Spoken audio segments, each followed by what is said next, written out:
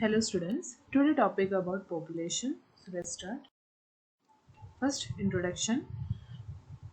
To discuss about the increasing population, when the world population has crossed the 7 billion mark and the Indian population has reached 1.25 billion. Population की बात करें तो world population cross हुआ है 7 billion तक cross हुआ है और हमारा इंडिया का पॉपुलेशन देखी जाए तो ओनली इंडिया कंट्री का पॉपुलेशन देखी जाए तो 1.25 बिलियन रीच हो गया है पॉपुलेशन रेट। सेकेंड ये है पॉपुलेशन इंक्रीज होने से क्या होगा, क्या क्या प्रॉब्लम्स होगी।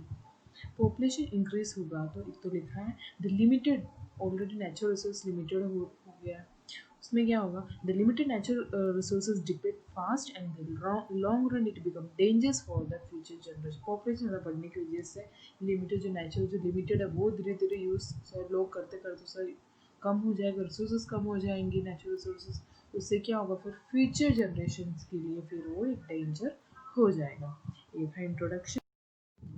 Now next topic about population explosion means what? India death rate has fallen rapidly and as against its birth rate has not fallen to that extent, which has resulted in rise in net population, which is known as population explosion. Means death rate तो कम हो रहा है पर birth rate कम होना चाहिए, पर birth rate कम नहीं हो रहा है, उस से नेट पॉपुलेशन बढ़ता जा रहा है, उससे पॉपुलेशन एक्सप्लोजन होता है। मीन्स डेथ रेट कम फॉल हो रहा है पर birth rate rise to rise हो रहा है। दूसरा ये है population rise the most important biggest reason of the various problem face by the world. World में सबसे ज़्यादा प्रॉब्लम फेस हुआ है, पॉपुलेशन राइज होने की वजह से सबसे ज़्यादा वर्ल्ड में प्रॉब्लम्स फेस्ड हुआ है। Next, between 1931 and 2011, there has been continuous rise in population. 1930 to 2011 continuous increase हो रहा था population, जहाँ पे 1951 में population था 36.1 करोड़ था population और वो increased हो गया 2011 में। कितना जगह increase हुआ 2011 में 121.02 करोड़ इंक्रीज हो गया हमारे इंडिया के अंदर। 1951 में 36.1 था और इंक्रीज हो गया वो 121.02 करोड़ तक इंक्रीज हो गया था इन 2011 में। और पॉइंट लिखा है more populations and high rate of growth of population along with very high rise in population after 1970 is identified as population explosion। 1970 के बाद population explosion ऐसा आइडेंटिफाई किया गया क्योंकि उस पर जो पॉपुलेशन का रेट है वो कंटिन्यूसली बढ़ता जाता है, राइज टू राइज हो रहा था, डिक्लाइन हो नहीं रहा था। 1970 के आफ्टर 1970 के बाद पॉपुलेशन राइज बढ़ने की वजह से उसका नाम पॉपुलेशन एक्सप्लोजन नाम पड़ा है। ओके, सो ये टॉपिक यहाँ पे कंप्लीट। नेक्स्ट टॉपिक है पॉपुलेशन राइज होने का मेन कॉजेस क्या, मेन फैक्टर क्या है। तो टू फैक्टर्स है, number 1 birth rate and number 2 death rate. Birth rate means what? Birth rate means कैसे कैलकुलेट किया जाता है बर्थ रेट को? तो बर्थ रेट को number of childrens born for every 1000 people during the year को किया जाता है, उससे कैलकुलेट किया जाता है। इसका फॉर्मूला है birth rate is equal to number of birth during a year upon total population into 100। इससे करेंगे तो हमारा बर्थ रेट हर एक ईयर का हर एक कंट्री का मिल सकता है। Death rate means what? Death rate means the death rate impact the number of people who die per every 1000 people during a year is known as death rate। death rate का formula है number of people who die in a given year upon total population into 100 is the formula of death rate। तो ये दो factor है सबसे ज़्यादा population rapid होने का। टॉपिक कॉजेस क्या है हाई बर्थ रेट का और लो डेथ रेट का कॉजेस क्या है देखते हैं। नंबर फर्स्ट हाई बर्थ का कॉजेस है, नंबर फर्स्ट अर्ली मैरिज, जो जल्दी मैरिज करवा दे रहा, लाइक चाइल्ड मैरिज पहले होता था, आज अभी के टाइम में उसको इलीगल माना जाता है। तो चाइल्ड मैरिज वो सब करने के लिए ज़्यादा फिर पॉपुलेशन बढ़ता है, जल्दी शादी करवा देने से फीमेल चाइल्ड का। Number second preference for a male child, ज़्यादा प्रेफरेंस मेल चाइल्ड को देना।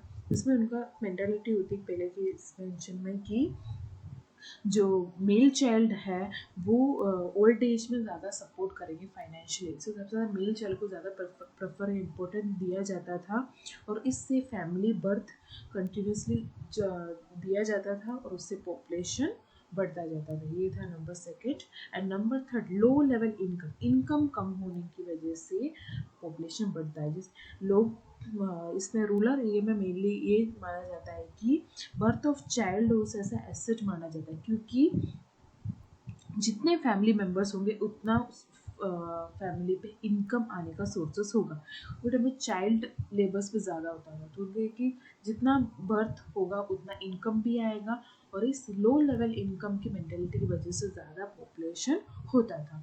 ये था 3 कॉजेज़। अब है लो डेथ रेट का कॉजेज़, देखते क्या है। Number first, improvement in standard of living. आज के इसमें ज़्यादा टेक्नोलॉजी, न्यू टेक्नोलॉजी आने की वजह से हर एक इसका मशीन्स हो या उससे कोई भी ट्रीटमेंट ऑपरेशन करना हो सबका ईजिली अब हो गया है हर उस पे हॉस्पिटल्स पे। तो उसकी वजह से स्टैंडर्ड ऑफ लिविंग लोगों का इम्प्रूव हो गया, डेफिनेटली हर एक डिसीज़ का ट्रीटमेंट मिलने स्टार्ट हो गया है। और दूसरा दूसरा रीजंस है कि स्टैंडर्ड ऑफ लिविंग लोगों का आजकल के इनकम भी अच्छा हो गया, इनकम भी इंक्रीज हो गया है, और उससे स्टैंडर्ड ऑफ लिविंग भी इम्प्रूव हो गया, अच्छा हेल्थ न्यूट्रिशंस फूड्स वो ले रहे हैं, और उससे उनका हेल्थ आगे लाइफ स्पैन बढ़ता जा रहा है, इसकी वजह से डेथ रेट कम होता जा रहा है। अब नंबर सेकेंड है कंट्रोल ओवर एपिडेमिक्स। एपिडेमिक मतलब जो भी नेचुरल डिसास्टर्स जो भी हो, जैसे सुनामी, अर्थक्वेक, फ्लड, आज की न्यू टेक्नोलॉजी में वो सबको कंट्रोल करने के लिए अलग अलग मशीन से अलग निकाला गया। पहले से फोरकास्टिंग किया जाता है और उसे अलर्ट किया जाता है पीपल्स को, और उससे डेथ रेट जो है वो कम होंगे। पहले कि इसमें डेथ रेट सब ज़्यादा होता था ड्रॉट वो सब की वजह से, पर ये सब कंट्रोल होने की वजह से डेथ रेट कम।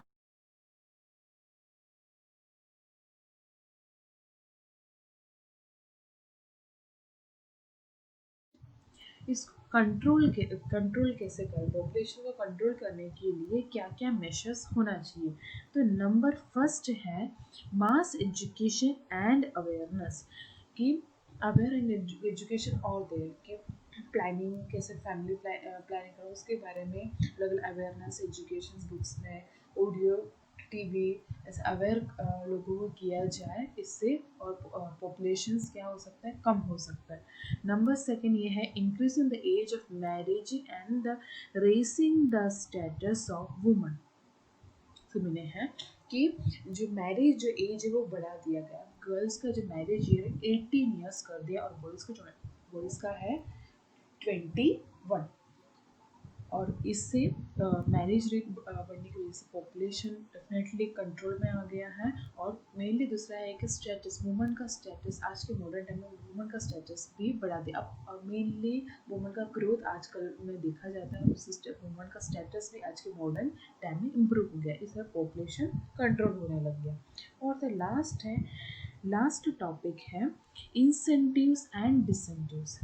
इंसेंटिव्स मीन्स मिलना, रिवार्ड्स, कंपनसेशन मिलना। गवर्नमेंट बहुत सारे कंपनसेशन देती है फैमिलीज को, जो भी स्टेलाइजेशन जो भी करता है उनको इंसेंटिव्स गवर्नमेंट की तरफ से मिला जाता है। डिसेंटिव्स मतलब नहीं, डिसेंटिव्स मतलब आपको कुछ भी कंपनसेशन, कुछ भी रिवार्ड्स नहीं मिलता। मेनली चाइना में अगर 2 चिल्ड्रन से ज़्यादा बर्थ दिया तो उसमें सारे जो भी फैसिलिटीज़ दिए जाते हैं वो सारे फैसिलिटीज़ गवर्नमेंट विड्रॉ कर देते हैं, और उसको कुछ भी कंपनसेशन कुछ भी मिलता नहीं है।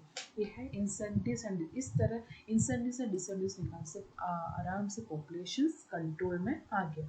ये था अलग अलग मेजर्स पॉपुलेशन कंट्रोल करने का स्टेप्स।